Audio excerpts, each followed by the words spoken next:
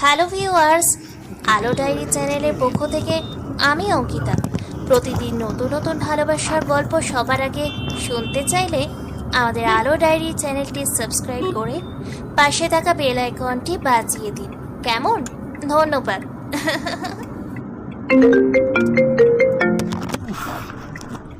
অভ্র রুমে আসে অনেক রাতে। অনুকে ঘুমাতে দেখে সে কাছামাছু টাইপ হয়ে শুয়ে আছে। অভ্র এগিয়ে আসে, বালিশ ছাড়াই শুয়ে আছে অনুহি। অনুহির মাথা নিচে বালিশ গুজে দেয়, তারপর কাঁথাটা অনুহির গায়ে দিয়ে চলে আসবে। তখনই অনুহি অভ্রের হাত ধরল, হাতটা নিজের কোলে নিয়ে পেঁচিয়ে ঘুমিয়ে পড়ে। অনুহি জানেই না কিছু, সে পুরো ঘুমের দেশে পাড়ি জমিয়ে ফেলেছে। অভ্র বসল বিছানার উপরে, অনুহির কপালে হাত বুলিয়ে দিতে থাকে আর অনুহি অভ্রের হাত পেঁচিয়ে ঘুমিয়ে পড়ে। ভোরের দিকে অভ্র নিজেকে ছাড়িয়ে নিয়ে সোফাতে গিয়ে ঘুমিয়ে যায়। সকালে অনুহির ঘুম ভাঙে। ঘুম ভাঙতে দেখতে পায় সে ভালোভাবেই শুয়ে আছে, গায়ে কাঁথা দেওয়া, মাথার নিচে বালিশ দেওয়া। কিন্তু ওর ঠিকই মনে আছে কাঁদতে কাঁদতে সে বিছানায় ঘুমিয়ে পড়েছিল। তাহলে এভাবে সে কখন ঘুমিয়েছে? অভ্রের দিকে নজর যায়। অভ্র শুয়ে আছে সোফাতে। রুমে এতদিন সোফা ছিল না, অভ্রই আনিয়েছে আজকে। অভ্রের কাছে আসে অনুহি, অভ্রের কপালে একটা চুমু বসিয়ে দেয়, তারপর বিছানায় এসে কাঁথা মুড়ি দিয়ে আরেকটু ঘুমালো। আবির, রাজীব এখন নেই। শুনেছি রাজ কোমা থেকে বের হয়েছে, সে অনেকটা সুস্থ।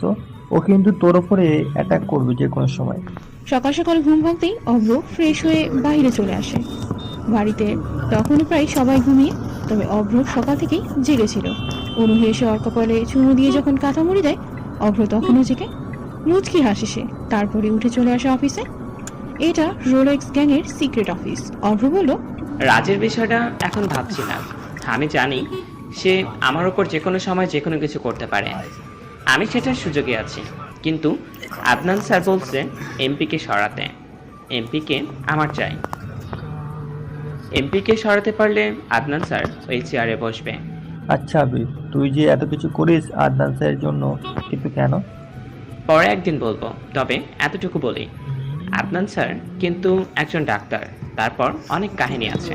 ও আচ্ছা, এমপির যে মেয়েকে প্রেগনেন্ট করে মেরে ফেলেছিল, সেই মেয়ের বাড়ির খোঁজ পেয়েছি। আমরা সব ইনফরমেশন কালেক্ট করেছি, তুই কিন্তু সাবধানে থাকবি। ঠিক আছে ভাই। অভ্র চলে আসে সেখান থেকে। অনুহির কথা ভাবে, অনুহিকে কিভাবে আরো জেলাস ফিল করানো যায় সেই প্ল্যান মাথার মধ্যে ঘুরতে থাকে। অভ্র কতগুলো চকলেট কিনলো। বাড়ির দিকে আসে সে, কলিং বেল বাজাতেই অনুহি দরজা খুলে যায়।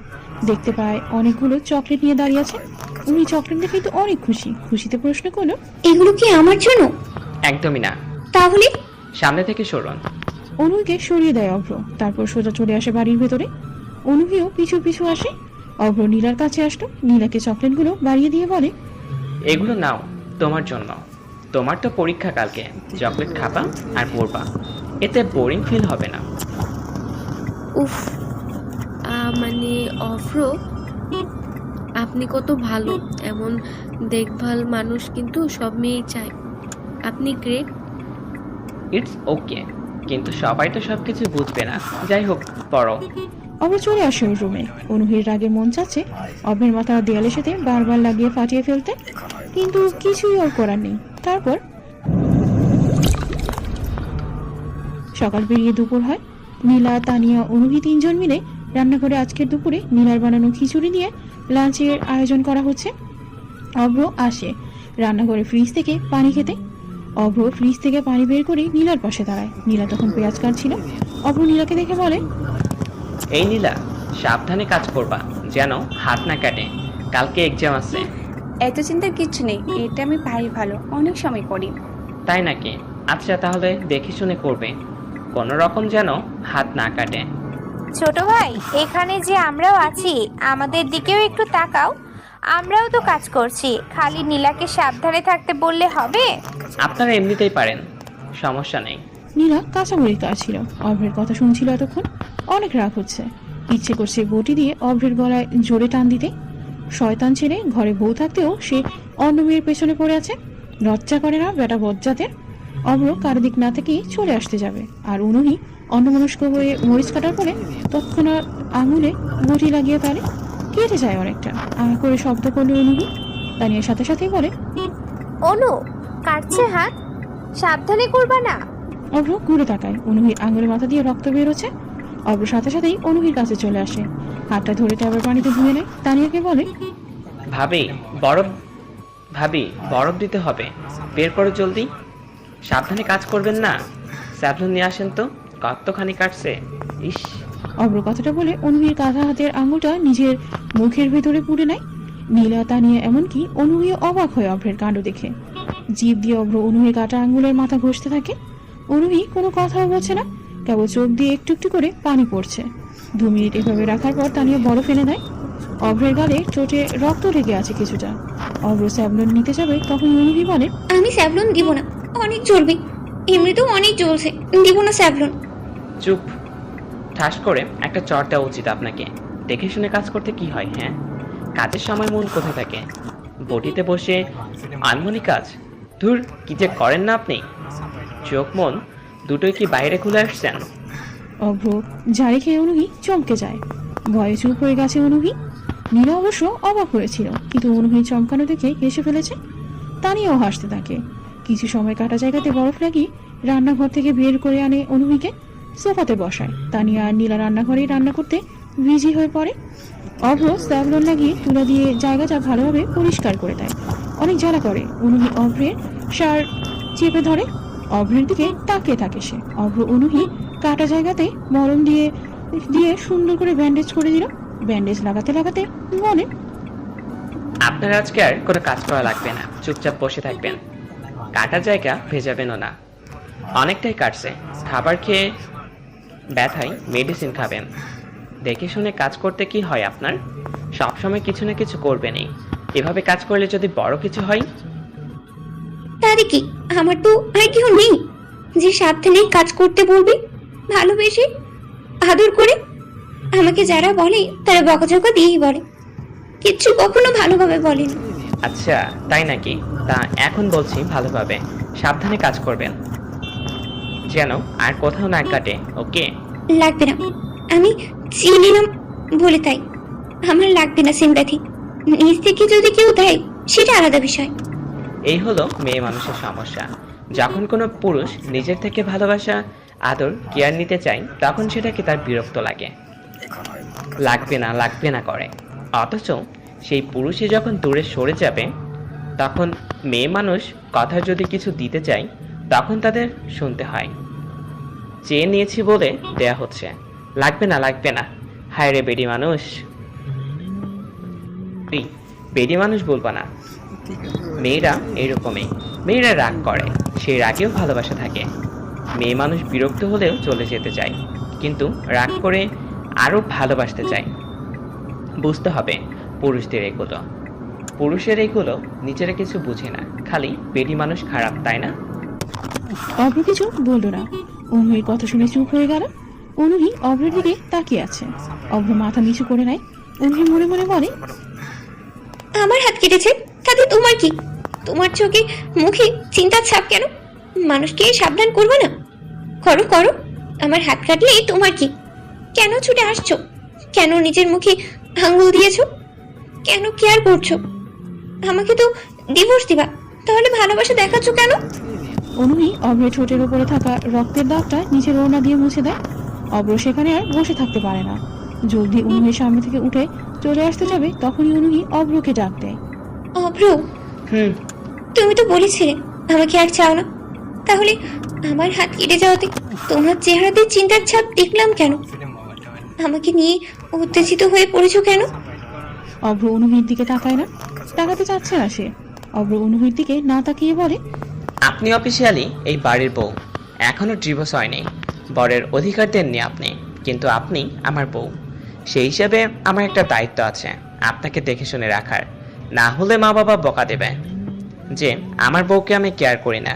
ব্যাস এটাই কারণ। ও, তার মানে তুমি আমাকে কেবল কেয়ার করছো মা বাবার বকার ভয়? তাছাড়া আবার কি? এই যে আপনার হাত কাটছে, যদি কিছু না করতাম ভাবি মা বাবাকে বলতো অনুহির হাত কেটে গেছে কাজ করতে করতে। অভ্র সেখানে ছিল, অভ্র দেখেও কিছু বলেনি। তখন মা আমাকে অনেক বকতো, তাই আপনার জন্য এতটুকু করলাম। ও আচ্ছা, ঠিক আছে, ধন্যবাদ। অনুহির প্রচন্ড রাগ হচ্ছে। উঠে গিয়ে টেবিলে থাকা গ্লাসটা ছুঁড়ে ফেললো ফ্লোরে। তারপর সোজা রুমে চলে গেল। রুমের দরজা ভেতর থেকে আটকে দিয়ে বিছানায় বসে শুয়ে পড়ে। অনেক কান্না পাচ্ছে অনুহির, কিন্তু কাঁদবে না সে, রাগে কান্নাটা চেপে আছে। সে এসির অনেক পাওয়ার বাড়িয়ে শুয়ে পড়ে। কখন যে ঘুমিয়ে পড়ে জানে না অনুহি। অভ্র চলে আসে রোলেক্সের অফিসে। এখানে সবাই বসে আছে। অভ্র আসতেই সাকিব বলে, আবির, এই যে কিছুদিন আগে ফাঁকা ভার্সিটি যে ড্রাগ সেলের বিষয়টা উঠলো না, সেই বিষয়ে ভার্সিটির সিকিউরিটি গার্ড জড়িত আছে। আমরা খোঁজ নিতে গিয়ে এটা পেয়েছি, আর সেই মেয়ের পরিবারের সাথে কথা বলেছি। জানতে পারি মেয়েটাকে চাকরির নাম করে এমপি তাকে নিয়ে আসে, তারপর এমপির একটা গোপন বাড়িতে রাখে। সেখান থেকে এমপি দিনের পর দিন মেয়েটার উপর নির্যাতন করে। মেয়েরা না পারতো পালাতে, না পারতো সহ্য করতে। এখন মেয়েটা কোথায় আছে কেউই জানে না, হয়তো খুনও হয়েছে। গ্রেট, আমাদের ওই দারোয়ানের সাথে কথা বলতে হবে। দারোয়ান আমাকে চেনেন, হয়তো সে তোমাকে চিনবে। দারোয়ানের সাথে আমার বন্ধু নেহাল একটু খাতির আছে, নেহালের মাধ্যমে ওনাকে তুলে আনার ব্যবস্থা করছি। অভ্রের কথাগুলি বলে নেহালকে কল দেয়। নেহাল প্রথমেই কলটা রিসিভ করে। বন্ধুদের সাথেই ছিল নেহাল। হঠাৎ অভ্রের কল। সবার থেকে দূরে এসে বলে, কিরে মামা, তোকে ভার্সিটিতে দেখি না, সে যে বাসায় আসলি, কোথাও ছিলি এতদিন বললি না তো ঠিক মতো। থানা পুলিশ করে পায়ের জুতো পাতলা হয়ে গিয়েছিল, আর এখন তুমি চাঁদে ভুলে গেছো? না রে, ভুলবো কেন? আর বাচ্চাদের মতো কথা বলা অফ কর। শোন, একটা কাজ আছে। দারোয়ান লতিফকে চিনিস না? হ্যাঁ চিনি, আমার সাথে তো ওর বেশ খাতির আছে। কেন, তাকে দিয়ে কি হবে? তোর কাজ হলো লতিফকে যেভাবেই হোক আমার কাছে আনতে হবে। আমি তোকে লোকেশন পাঠাচ্ছি, সেই লোকেশনে চলে আসবি। কিন্তু কেন তিন্নি বা শুধু শুধু আমার সাথে কেন যাবে? এটা তোর কাজ। আর একটা কথা, এটা কাউকে বলা যাবে না। আর ভার্সিটি শেষ হতে যাচ্ছে, এখনই কর। অভ্র ফোনটা কেটে দেয়। নেহাল বোকার মতো ফোনের দিকে তাকিয়ে থাকে। অভ্র যেহেতু বলেছে, নিশ্চয়ই কোনো কারণ আছে। নেহাল লতিফ কাকুর কাছে আসে। লতিফ নেহালকে দেখে খুশি হয়।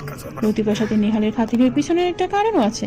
নেহাল বলে, কাকু, একটা জায়গাতে যেতে হবে, অনেক বিপদে পড়েছি। কি হয়েছে বাবা? আমার গার্লফ্রেন্ড আছে না, ও বেড়াতে গিয়েছিল ওর কয়েকটা কাজিনদের সাথে। এখন সেখানকার কিছু ছেলেরা মিলে ওদের সবাইকে কর দিয়েছে।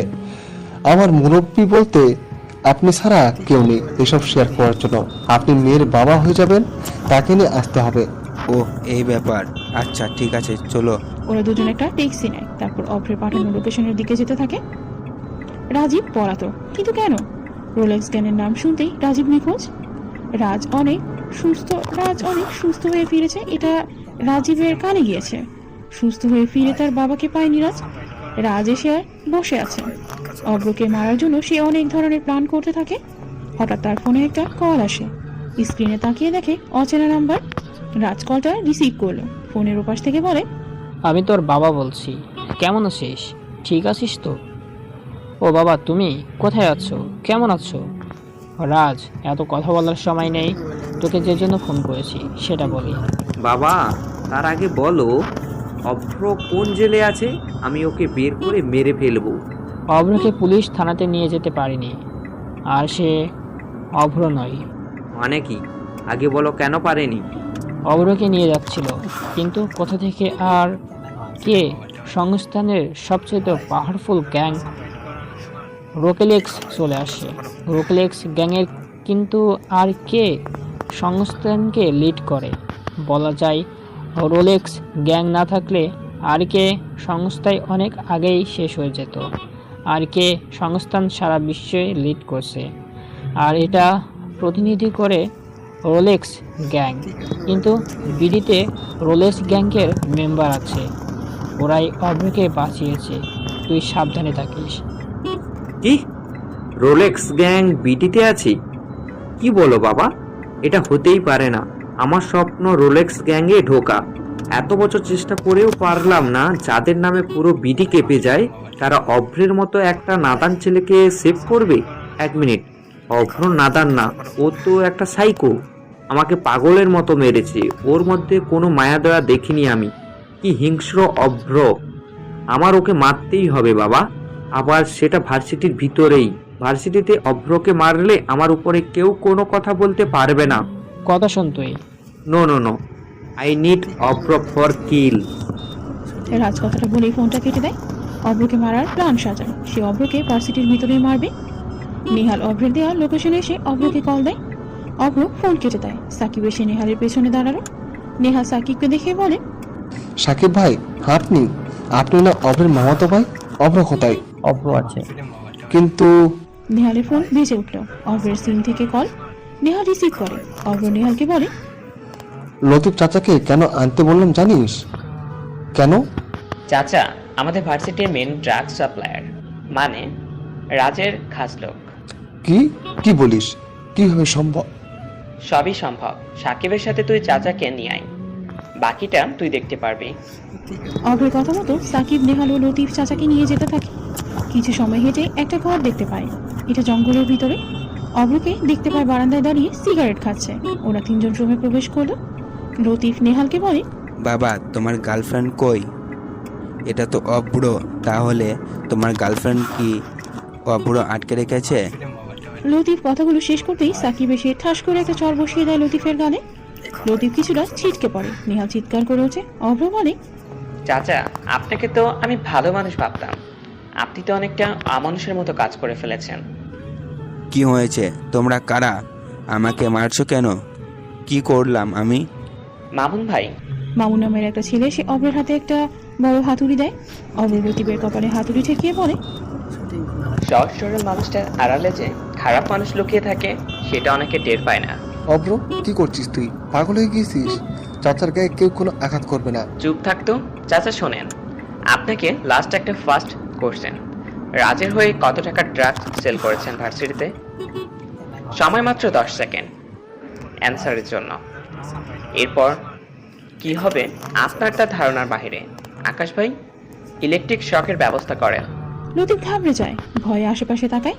অভ্র গুনতে থাকে। শেষে 3 সেকেন্ড বাকি থাকতেই লতিফ অভ্রের পা জড়িয়ে ধরে বলে, বাবা, মাফ করে দাও। আমি কি করব বলো? আমি রাজকে মারার জন্য ওদের দলে যোগ দিয়েছিলাম। কি, রাজকে মারতে? হ্যাঁ, ওর বাবা রাজীব আমার মেয়েকে চাকরির নাম করে নিয়ে আসে। আমার মেয়েকে একটা বাড়িতে আটকে রাখা রাজীব দিনের পর দিন আমার মেয়ের ওপর নির্যাতন করে। কুত্তার বাচ্চা রাজীব আমার মেয়েকে রাত দিন অনেকবার ধর্ষণ করে। রাজীব বাবা হয়ে আমি কেবল শুনছি, চেয়ে চেয়ে দেখছি। রাজ এসব জানে না, তার বাবার কীর্ত জানে না কিছুই। আমার মেয়েকে সুসাইড করে লাশটা ওর নদীতে ফেলে দেয়। সেদিনই সিদ্ধান্ত নিয়েছিলাম রাজীবের ওপর প্রতিশোধ নেব। কোনো থানা পুলিশ করতে দিইনি। আমার মুখ বন্ধ রাখার জন্য আমাকে ভার্সিটির দারোয়ানের চাকরি দেয়। তারপরে ভেবেছিলাম রাজকে আমি মারব, সেজন্য ওর দলে আমার যেতে হবে। তাই ওর হয়ে আমি কাজ করছি। আমাকে মাফ করে দাও। সবকিছু শোনার পর সেখানে থাকা সবার চোখ দিয়ে একটু করে হলেও পানি পড়ে। অভ্র জোরে শ্বাস নিয়ে বলে, চাচা চিন্তা নেই, রাজীব মরবে, তবে সাকিব ভাই যা বলবে সেভাবে আপনি কাজ করবেন। আপনার কোনো ভয় নেই, আমরা আছি। সাকিব ভাই বুঝিয়ে দেন। অভ্র কথাগুলো বলে সেখান থেকে বের হয়। সাথে নেহালও আছে। তারপর অভ্র বাড়িতে আসে। কলিং বেল চাপে, কিন্তু কেউ দরজা খোলে না। নেহালের করা প্রশ্নগুলো মনে পড়ছে অনেক। নেহাল বারবার করে জানতে চেয়েছে যে কি করে অভ্র, কিন্তু অভ্র বলেছে সময় বলে জানাবে। কথাগুলো ভাবতে ভাবতে আবারও কলিং বেল চাপে। তানিয়া ভাবি এসে দরজা খুলে দেয়। অভ্র বলে, আপনি? অনুমি কোথায়? ও তো রুমে, সেই যে রুমে গিয়েছিল আর বের হয়নি। দেখেছিলাম কিন্তু কোনো রেসপন্স পাইনি। মেডিসিন খেয়েছে? দুপুরে খাবারই খেলো না, আর মেডিসিন। এই মেয়েটা যে কি করে। আচ্ছা খাবার বাড়েন তো, দেখি কি হয়েছে। অভ্রের কথা মতো তানিয়া খাবার বেড়ে দেয় প্লেটে। তারপর দরজার কাছে আসে অভ্র। দরজা টোকা দেয় অভ্র। বাইরে থেকে বলে, দরজা খুলুন, ভিতরে আসবো। কোনো শব্দ হলো না। কট করে দরজা খোলার শব্দ হয়। অভ্র ভিতরে এসেই অবাক। পুরো ঘরে যেন বরফ পড়া অবস্থা। এত ঠান্ডা কেন? তাপমাত্রা যেন 20 ডিগ্রির নিচে। উফ, এই মেয়ে যে কি করে। অভ্র দ্রুত এসি অফ করে দেয়। অনুহি বিছানায় এসে বসেছে। অভ্রও আসতো। অনুহির দিকে তাকিয়ে বলে, কি সমস্যা আপনার? এভাবে এসির পাওয়ার বাড়িয়ে দিয়ে কি করছেন? চেহারার রক্ত শূন্যতা দেখা যাচ্ছে। তাতে তোমার কি? আমার কি মানে? কি বলছেন? হ্যাঁ, সমস্যা নেই, তোমার মা বাবা জানবে না আমার কিছু হলে। তোমাকে বকবে না। কি আজব। আচ্ছা যাই হোক, মেডিসিন নিতে বলেছিলাম, খাবার না খেয়ে মেডিসিন না খেয়ে শুয়ে আছেন। আমার ইচ্ছা, আমি যদি আমার যা ইচ্ছা করব, কারোর কাছে বলার প্রয়োজন মনে করি না। আচ্ছা, মনে করতে হবে না, এখন খাবার খেয়ে মেডিসিন নেবেন। পারবো না। কথা শুনুন, যেটা বলছি সেটা শুনুন। বলেছি না নিব না। কি হয়েছে? কিছু হয়নি। তাহলে মেডিসিন নিতে হবে। দেখি, হাঁ করেন, খাইয়ে দিচ্ছি। এক কথা বারবার কেন বলছো? বলছি না লাগবে না কিছু। ও, আমি সিদ্ধান্ত নিয়েছি, কালকে বাবার বাড়িতে চলে যাব, আর আসবো না। তোমার ডিভোর্স দিতে হলে সেখানেই পেপারটা পাঠিয়ে দিও। আচ্ছা দিব, এখন হাঁ করেন। কি আজব, আমার কোনো কথা পাত্তা দিচ্ছ না কেন? তোমার কি সমস্যা? সেটা তো কালকে দেখা যাবে, এখন হাঁ করেন জলদি। হাঁ করেন। বলেছি না আমি পারবো। অনুহি কথাটা শেষ করতে পারে না। অভ্র অনুহি ঠোঁটে চুমু বসিয়ে দেয়, কয়েক সেকেন্ড লিপ কিস করে ছেড়ে দেয়। অনুহি চোখ বন্ধ করে, অনুহি চোখ বড় বড় করে অভ্রের দিকে তাকিয়ে আছে। অভ্র প্লেটে খিচুড়ির সাথে মাংস মাখাতে থাকে, অনুহির দিকে বাড়িয়ে দেয়। ও এমনিতেই অভ্রের কিস করার জন্য হা করেছিল অবাক হয়ে, আর অভ্র সেই হা করা গালে খাবার দিয়ে দেয়। অনুহি চিবাতে থাকে। এভাবে 10 মিনিট কেউ কোনো কথা বলে না। অভ্র খাওয়ার কথা থাকে অনুহিকে, অনুহি খেতে থাকে। কি বলবে অনুহি, বুঝতে পারছে না। খাবার প্রায় শেষ। অনুহির ভীষণ লাগে। দ্রুত অভ্র গ্লাসে পানি দিলে অনুহিকে পানিও খাইয়ে দেয়। অনুহির নাক দিয়ে কিছুটা পানি ঝরছে। এমনিতেও কত ঘন্টা এসির মধ্যে ছিল, তার উপরে ঝাল খাবার। অভ্র টিস্যু দিয়ে মুখ মুছিয়ে দেয়, তারপর মেডিসিন এনে অনুহিকে খাইয়ে দেয় অভ্র। অনুহিও খালি চেয়ে চেয়ে অভ্রের কাণ্ড দেখতে থাকে। এই ছেলের কোনো কাহিনী বুঝতে পারছে না অনুহি। একবার ইগনোর করে, আরেকবার অনেক কেয়ার করে। সত্যি কি অভ্র অনুহিকে ভালোবাসে, নাকি এটা জাস্ট মা বাবার বকার ভয়ে কেয়ারিং? অভ্র রুম থেকে চলে আসবে এমন সময় অনুহি কোশ্চেন করলো, শোনো, এই কেয়ারিংটা কি ছিল? যেমন? মা বাবার বকার ভয় কেয়ার নাকি ভালোবাসার? আপনি যেটা বুঝবেন। বলো না। অভ্র কোনো কথা বলল না। অনুহির রাগ লাগছে, তবে আবার ভালো লাগছে যে অভ্র তাকে চুমু দিয়েছে। লজ্জা পাচ্ছে ভীষণ। ঠোঁটে হাত দিয়ে একা একাই হেসে ওঠে অনুহি। ম্যাম এখন তার স্টুডেন্টের প্রেমে হাবুডুবু খাচ্ছে। অভ্র চায়ের দোকানে বসে আছে। সাকিব আসে অভ্রের কাছে, চা অর্ডার করে সাকিব। পাশে বসলো সে। অভ্র কানে হেডফোন ঝোকায়। সাকিব পত্রিকা হাতে নিয়ে সাকিব অভ্রের উদ্দেশ্যে বলে, লতিফকে সব বুঝিয়ে দিয়েছি।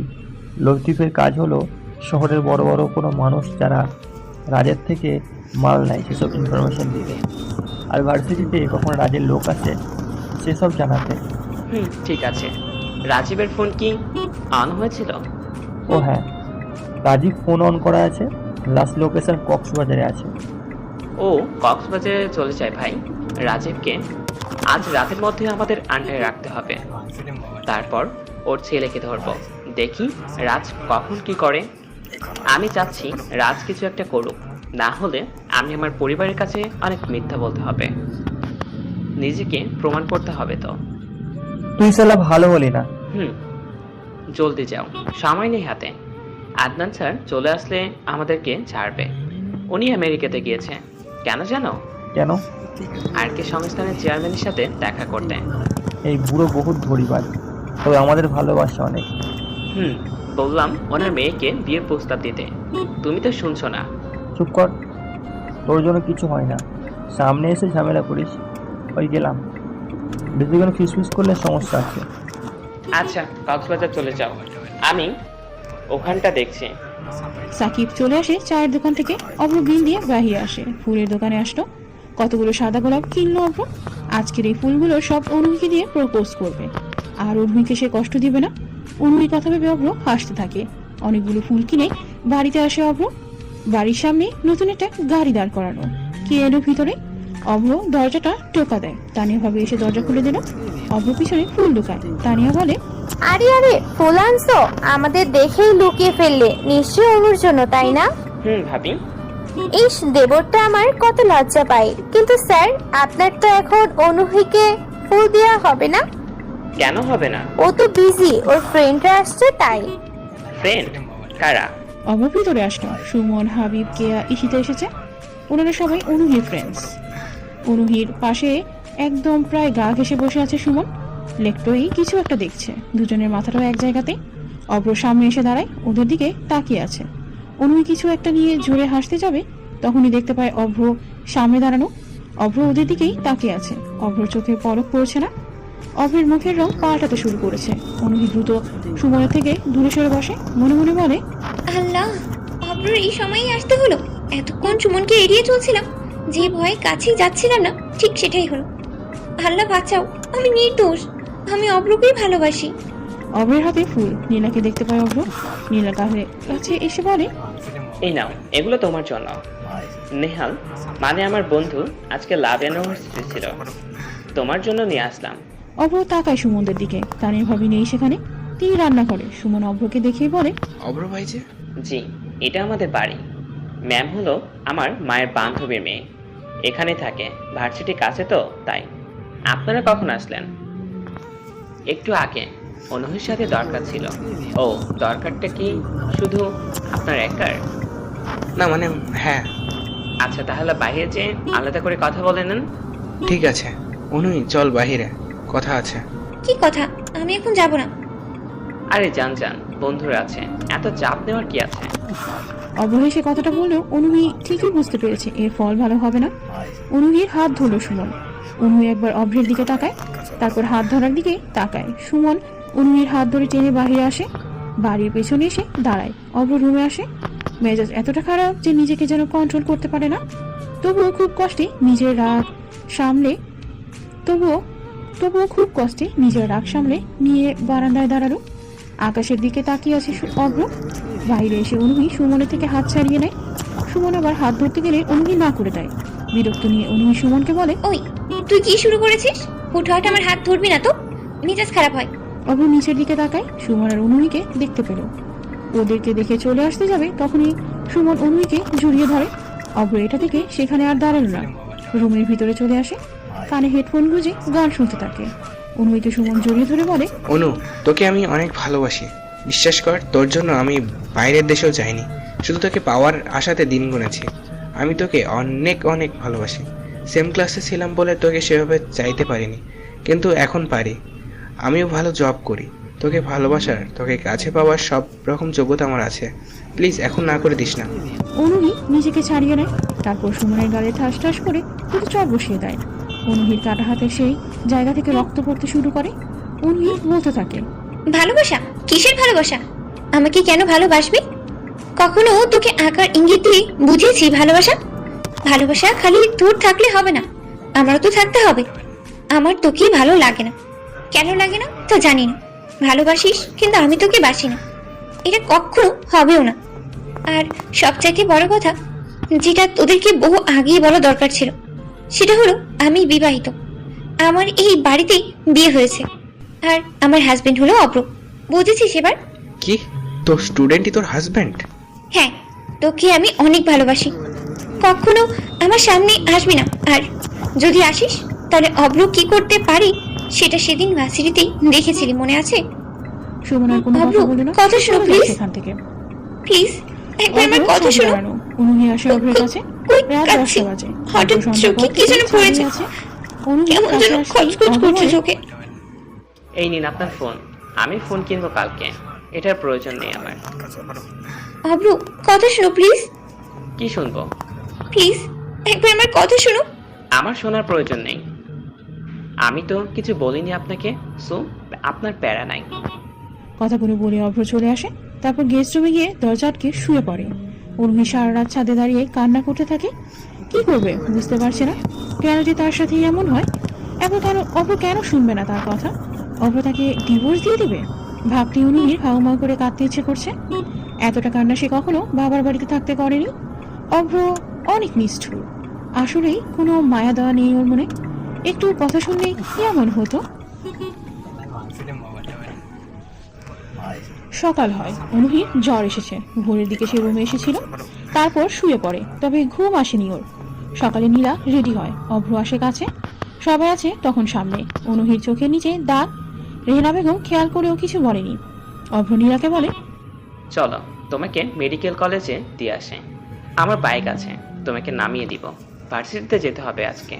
সত্যি আপনার সাথে যাব? হ্যাঁ, কোনো সমস্যা? সমস্যা থাকলেও যেতে হবে, এটা আমার দায়িত্ব। আচ্ছা ঠিক আছে, দাঁড়ান আমি ফাইলটা নিয়ে আসছি। নীলা রুমে চলে যায়। অভ্র সোফাতে বসে আছে। অনুহি চোখ দিয়ে পানি পড়ছে। রেহেনা বেগম সেটা টের পায়। অনুহিকে বলে, অনু কি হয়েছে মা তোর? আছিস কেন?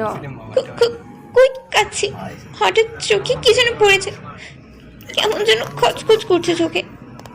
একবার ডরেছি চোখ, মনে হয় সেটার কারণেই পানি পড়ছে। পাগল মেয়ে কি ইচ্ছে করে দেখে শুনে কিছু করতে হয় না? এখন কিছু হলে কি হবে? হ্যাঁ, এদিকে আয়, গরম ভাত দিয়ে দিচ্ছে। না থাক, লাগবে না, আমিও ভার্সিটিতে যাব, আমার ছুটি শেষ। ও আচ্ছা, তাহলে রেডি হয়ে নে। কথাটা বলে অনুহি চলে যেতে থাকে, কিন্তু চলে পড়ে যাচ্ছিল দেখে রেহেনা বেগম দৌড়ে আসে। অনুকে ধরতেই দেখে গায়ে প্রচন্ড জ্বর। অভ্রকে ডাকে। অব্র, অনুর গায়ে জ্বর বলিসনি কেন? দেখ তো গা পুড়ে যাচ্ছে একদম। মেডিসিন আছে, খাইয়ে দাও, ঠিক হয়ে যাবে। ঠিক আছে মা, আমি ছেড়ে দিন। না, ঠিক নেই। অব্র, ডাক্তারের কাছে নিতে হবে অনুকে। নীলা আসে। অভ্র বলে, বের হলাম। অভ্র কোনো দিক না তাকিয়ে নীলাকে নিয়ে বের হয়। নীলাকে ভার্সিটিতে নামিয়ে দেয়। অয়ন ডাক্তার নিয়ে আসে, অনুহিকে মেডিসিন দেয়। অভ্র ভার্সিটিতে আসে। ভার্সিটির পরিবেশটা পুরো থমথমে হয়ে আছে। মনে হচ্ছে যেন কেউ নেই। চারপাশ একদম ফাঁকা ফাঁকা লাগছে, কিন্তু কেন কেউ নেই? গেটে দারোয়ান চাচা কেউ দেখেনি অভ্র। তাহলে স্টুডেন্টরা কি কেউ আসেনি? না, এখন তো ক্লাস চলছে না, শুরু হতে অনেক সময় বাকি। তাহলে সবাই কোথায়? অভ্র নেহালের নম্বরে কল দেয়। রিং বেজে ওঠে। অভ্র নেহালের ফোনের টিউন শুনতে পায়। ওরা যেখানে বসে আড্ডা দেয় সেখান থেকে ফোনের শব্দটা আসছে। অভ্র ওদিকে এগিয়ে যায়। ঘাসের ভেতরে ফোন পড়ে আছে। অভ্র নিচু হয়ে ফোনটা হাতে নিবে, ঠিক তখনই প্রচন্ড গতিতে কে যেন অভ্রের মাথার পেছনে রড দিয়ে জোরে আঘাত করে। অভ্র ধপ করে নিচে পড়ে যায়। ঘুরে তাকিয়ে দেখে ওর খুব চেনা একজন অভ্রের মাথা জোরে আঘাত করছে। অভ্র পেছনে হাত দেয়, রক্ত পড়ছে মাথা ফেটে। চোখের অন্ধকার দেখতে থাকে সে। তারপর, এই শোনো না, প্রতিদিন ভালোবাসার নতুন নতুন গল্প পেতে ও শুনতে চাইলে আমাদের আলোর ডায়েরি চ্যানেলটি সাবস্ক্রাইব করে পাশে থাকা বেল আইকনটি বাজিয়ে দিও, কেমন? অভ্র নেহালের ফোনটা হাতে নিতেই কে যেন অভ্রের মাথায় খুব জোরে লোহার রড দিয়ে বাড়ি দেয়।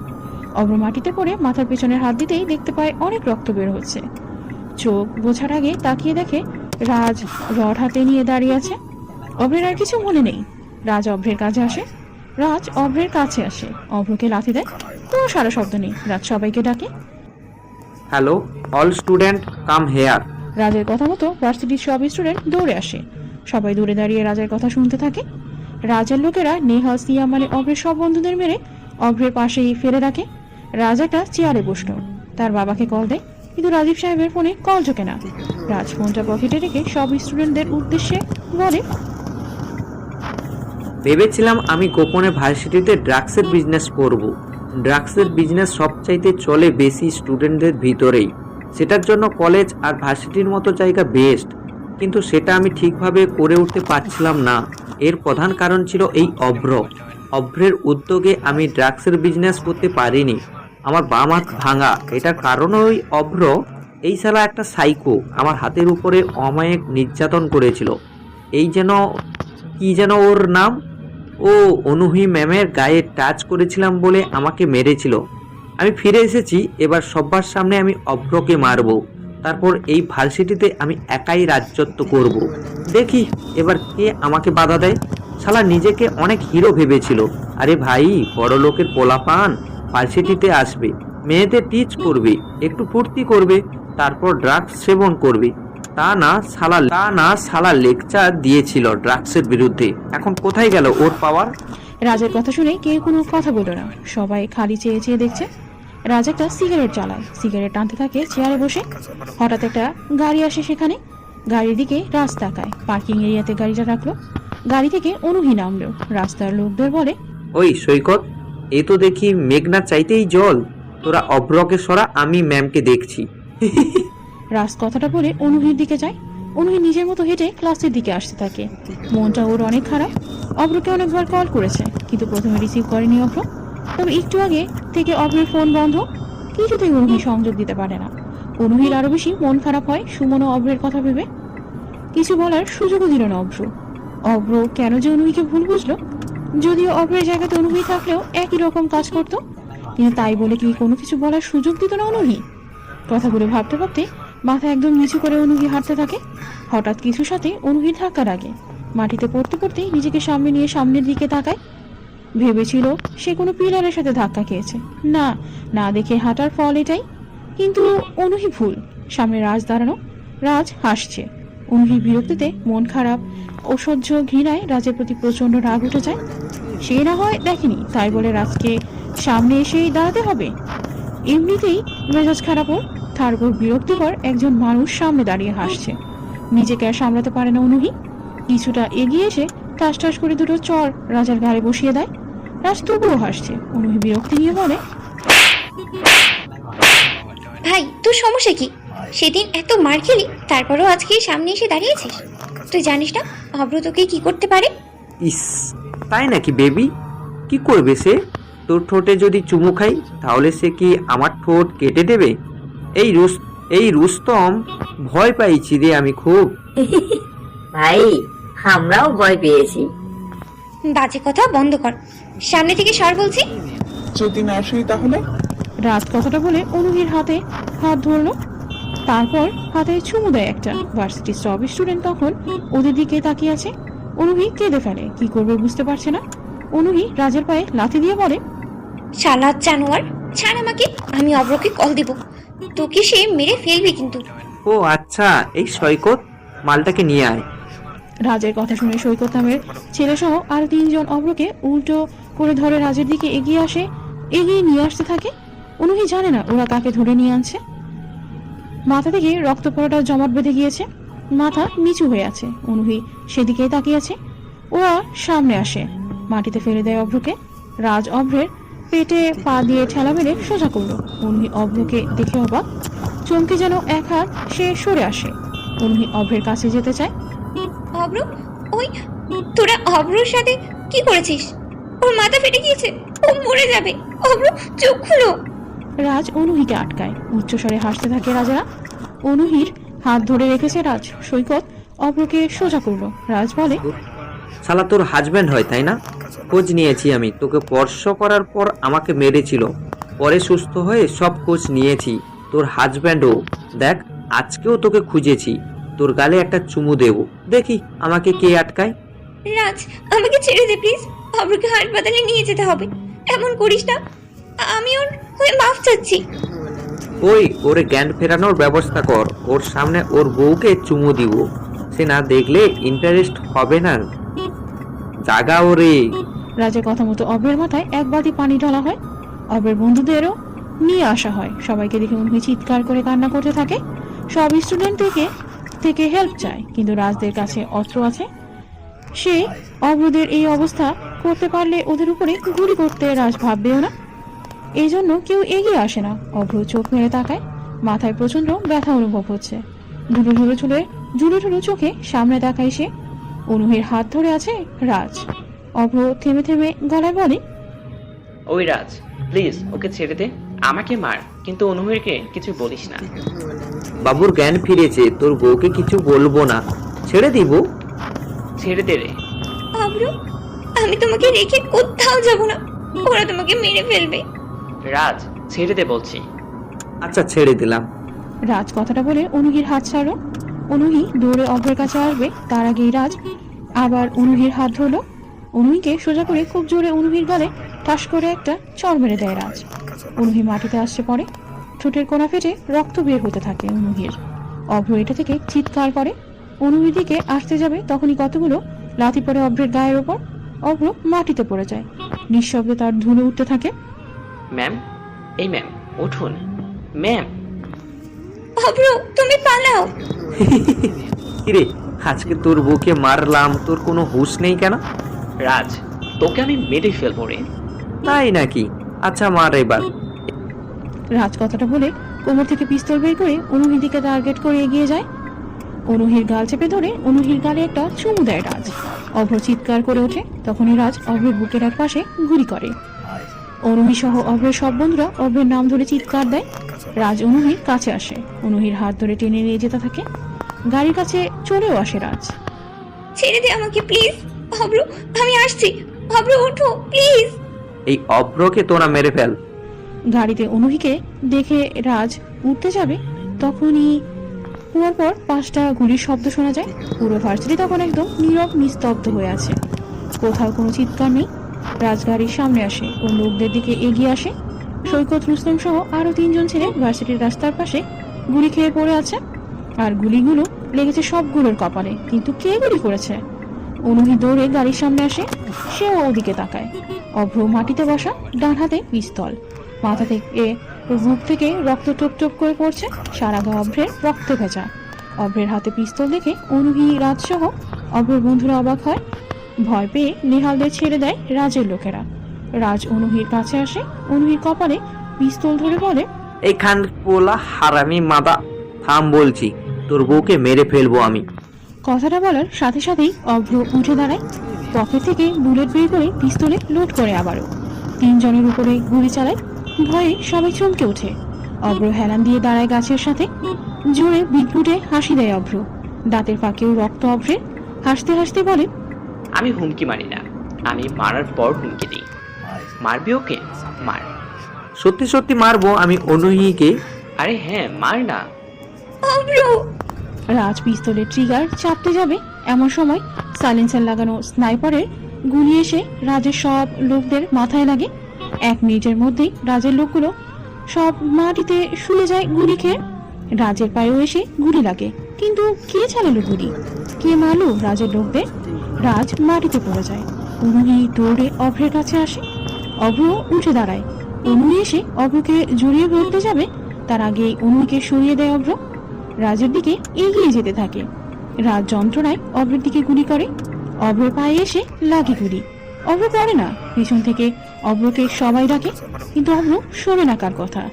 রাজের দিকে এগিয়ে যেতে থাকে সে। রাজ চিৎকার করে বলে, শালা আমাকে ছেড়ে দে, তুই কে রে? আমার লোকেদের এভাবে কিভাবে মারলি? তখনই 2টো কালো গাড়ি এসে থামে। দরজা খুলে অস্ত্র হাতে নামে ছেলেগুলো, সবার মুখে সাদা রুমাল বাঁধা। রুমালের উপরে কালো রং দিয়ে ইংরেজি অক্ষরে রোলেক্স লেখা। রাজ সহ ভার্সিটির সবাই ওদের দিকেই তাকিয়ে আছে। Rolex gang. রাজ ভয়ে গাড়ির পাশে গিয়ে হেলান দিয়ে বলে, আমি বুঝতে পেরেছি অভ্র, তুই কে? আমাকে প্লিজ মারিস না। আমি রোলেক্স গ্যাংয়ের ঢোকার জন্য অনেক কিছু করেছি, কিন্তু বুঝিনি তুই রোলেক্স গ্যাংয়ের লোক।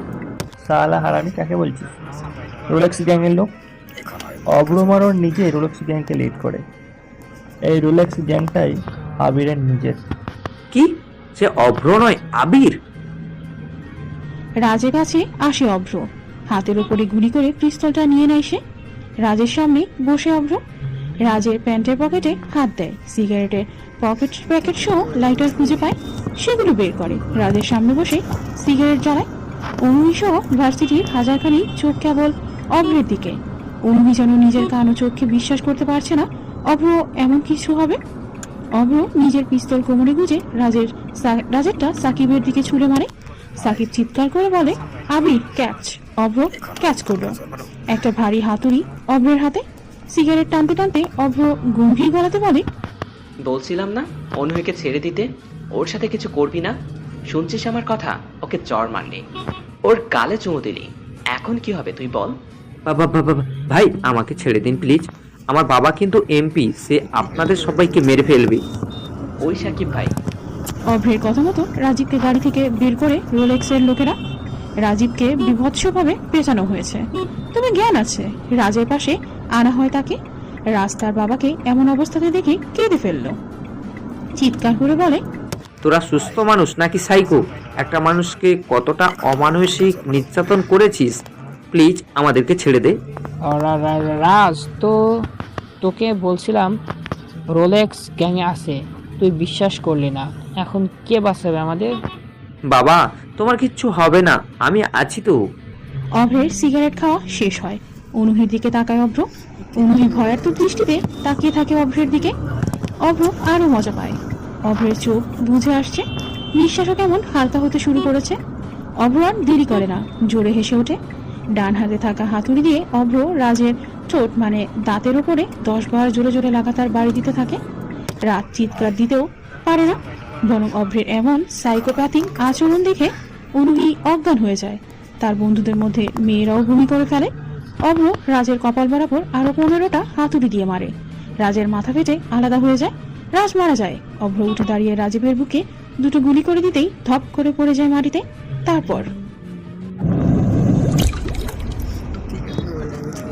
6 মাস কেটে যায়। সেদিনের সেই ঘটনার পর অনুহি একটানা 3 দিন পর জ্ঞান ফেরে। জ্ঞান ফিরেই চোখের সামনে অভ্রের সেই সাইকোপ্যাথিক চেহারাটা মনে পড়ে। কিন্তু অভ্র কোথায়? জ্ঞান ফিরে অভ্রকে খুঁজছিল অনুহি, কিন্তু অনুহি অভ্রকে খুঁজে পায় না। সারা বাড়ি, প্রতিটা হাসপাতাল, থানায়, কারাগারে, পরিচিত জায়গায় কোথাও বাদ দেয়নি অভ্রকে খুঁজতে ওর বাড়ির লোকেরা। অনুহি আগের মতো কথা বলে না, হাসে না। অভ্র হয়তো মারা গিয়েছে, এই জন্য তাকে আর খুঁজে পাওয়া যায়নি। অভ্রের কথা ভেবে অনুহি নীরবে কাঁদে খালি। সে আর নেই হয়তো। অভ্রকে শেষ ভালোবাসিটাও বলা হয়নি ওর। আফসোস আর অনুতপ্তে অনুহি একদম ভেঙে পড়েছে। 6 মাস পরের ঘটনা। রেহেনা বেগম বলে, অনুমা, তুমি বরং তোমার বাবার বাড়িতে চলে যাও, এখানে থাকলে আরো কষ্ট পাবে। আমরা বরং তোমাকে আরো একটা বিয়ের ব্যবস্থা করে দেই, কি বলো? আর না হয় বেরিয়ে এসো তোমার বাবার বাড়ির থেকে কিছুদিন। কি বললেন আপনি? এত বড় কথাটা বলতে পারলেন আপনি? কতটা ভালোবাসি আপনাদের। আর বললেন অন্য জায়গাতে বিয়ে করতে। বোঝা হয়ে গেছে আপনাদের। না মা, সেটা বলিনি আসলে। আমার কিছু লাগবে না, বোঝা মনে করলে করুন। আমি এখানেই থাকবো, অপরের রুমেই থাকবো। আমি রুম ভাড়া দেব, আপনাদেরটা খাবো না, তবু এখান থেকে দাঁড়াবেন না। রেহেনা বেগম অনুকে জড়িয়ে ধরে কেঁদে ফেলে, মাথায় হাত বুলিয়ে বলে, আচ্ছা থাক মা, আজীবন থাকবা এখানে, তবু একটু বেরিয়ে আয়, ভালো লাগবে। অনুমি আর কিছু বলে না। সেদিন বিকালে অনু তার বাবার বাড়ি যাওয়ার জন্য বের হয়। বাড়ি থেকে গাড়ি নিয়ে বের হয়ে কিছুটা পথ আসে, তখনই একটা গাড়ি ওর সামনে এসে থামে। অনুমি গাড়ি থামাতেই সামনে থেকে চারজন ছেড়ে দৌড়ে আসে। গাড়ির গেট খুলে অনুকে বের করে, টেনে নিয়ে নিজেদের গাড়িতে তোলে। মুখে টেপ দিয়ে পুরো চোখ ঢেকে দেয় অনুহির। তারপর অনুহির চোখ বাঁধা, সে দাঁড়িয়ে আছে কোথাও, হাতের বাঁধনও খুলে দেওয়া হয়েছে। ফুরফুরে বাতাস আসছে, বাতাস অনুহির চুলগুলো উড়ে যাচ্ছে। সে চোখ থেকে কালো কাপড়টা সরায়। সে একটা ছাদে দাঁড়ানো, সামনে একটা সমুদ্র। কিন্তু সে কোথায়? এখানে কেন তাকে নিয়ে আসা হয়েছে জানে না অনুহি। সমুদ্র থেকে মনটা ভালো হয়ে যায়। অনুহি চারপাশে চোখ বোলাতে থাকে। ছাদের এক কোণা থেকে যেন সমুদ্রের দিকে মুখ করে দাঁড়ানো। অনুহি দ্রুত হেঁটে যায়। কে আপনি? আমাকে এখানে তুলে আনা হয়েছে কেন? ছেলেটা ঘুরে তাকায় অনুহির দিকে। অনুহি সামনে দাঁড়িয়ে থাকা ছেলেটাকে দেখে চমকায়, নিজের চোখকে যেন বিশ্বাসই করতে পারছে না। এই যে অভ্র দাঁড়িয়ে, অভ্রকে দেখেই চিৎকার করে তার নাম ধরে ডেকে তার বুকে ঝাঁপিয়ে পড়ে অনুহি, জড়িয়ে ধরে কান্না করতে থাকে। তুমি তুমি এখানে? তুমি ঠিক আছো? জানো তোমাকে কত কত জায়গাতে খুঁজেছি, একবারও কি সামনে আসা যায় না? কত অপেক্ষা করতে হয়েছে তোমার জন্য জানো? তুমি আমার থেকে কেন বারবার চলে যেতে চাও? তুমি কেন বুঝো না আমি তোমাকে কতটা ভালোবাসি? সেদিন সুমন আমাকে প্রপোজ করেছিল, সত্য, আমি তাকে জড়ো দিয়েছিলাম। তোমাকে কখনো ভালোবাসি বলা হয়নি আমার। আমি তোমাকে ভালোবাসি অভ্র। আমি জানি সেটা। সব জানতে তাহলে কেন এমন করতে? কেন ইগনোর করতে? কেন হারিয়ে যাও? কেন এমন হলো? আস্তে, এত উত্তেজিত কেন? এগুলো প্রশ্ন করলেন, এতগুলো প্রশ্ন করলেন, কোনটা রেখে কোনটার উত্তর দেব? সব কিছুর উত্তর চাই। অভ্র অনুহির থেকে নিজেকে ছাড়িয়ে নেয়, সমুদ্রের দিকে তাকিয়ে অনুহিকে বলে, আমি হলাম একজন মাস্তান, তবে আরকি সংস্থানের হয়ে কাজ করি। এই সংস্থানের কাজ কি সেটা তো তুমি জানোই। সংস্থানের কাজ হলো সব দেশের মধ্যে সন্ত্রাস, ড্রাগস, বিজনেসম্যানকারীদেরকে খুঁজে বের করে তাদেরকে শেষ করা। প্রত্যেকটা দেশে এই সংস্থানের একটা করে গ্যাং আছে, আর আমাদের দেশের গ্যাংয়ের নাম রোলেক্স। আরকি সংস্থানে অনেক মালিক থাকলেও এই সংস্থানের কাছে গ্যাং হলাম আমরা। আদনান সাহেবের মধ্যে মানে নীলার বাবার কারণে এই আরকে সংস্থানের সাথে যুক্ত হই, গড়ে তুলি রোলাক্স গ্যাং। ছদ্মবেশে থাকতাম আমি রোলাক্স গ্যাংয়ে। আমার নাম আবির। সেদিন ভার্সিটিতে সাকিবেরাই আমাকে এখানে নিয়ে আসে।